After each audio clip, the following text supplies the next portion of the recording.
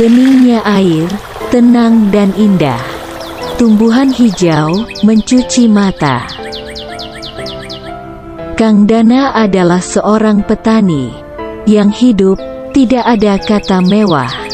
Hari demi hari terus ia lalui, dengan cinta dan ikhlas menjalani hidup. Asin keringat, bergetar kaki. Nampak perut belum terisi. Namun Kang Dana tetap tegak berdiri. Demi mencari sesuap nasi. Raga pun mulai berhenti. Demi sesuatu yang sejati, dan abadi. Yaitu Sang Kholik Gusti Allah. Pencipta langit, dan bumi, dan seisinya. Kewajiban yang harus dijalankan. Doa dan doa ia panjatkan mengadu hidup. Inilah cerita singkat Kang Dana. Terima kasih dan hatur nuhun, semoga video ini memotivasi kita semua.